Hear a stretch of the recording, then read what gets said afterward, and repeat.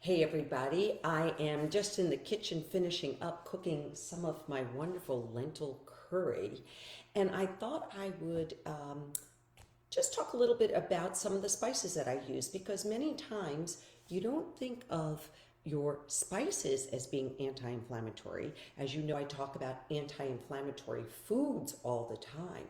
But three of my all-time favorites that I have in the kitchen and especially use for curry are cinnamon, turmeric, and ginger.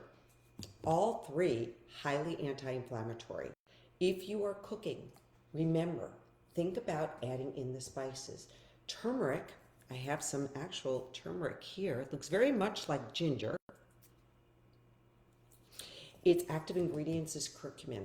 Remember, if you're cooking with curcumin, with the turmeric, and you want that curcumin to be absorbed better, add some black pepper to your dish, and that will help us absorb it because it's not easily absorbed by the body. Cinnamon, the best cinnamon you can get is the Ceylon cinnamon, which is actually considered the true cinnamon.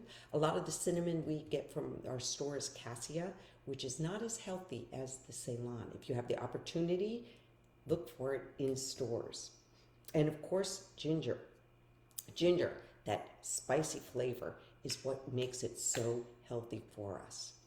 So if you want more information on inflammation and how to fight it, go to my website, evieschweig.com. Please like and share this video with others so that they can learn as well. Remember that chronic inflammation has been linked to many of the age-related diseases that we have now. Age better, stay young, eat anti-inflammatory. All right. Enjoy the spices. Let me know if you cook with them. Take care for now. Bye-bye.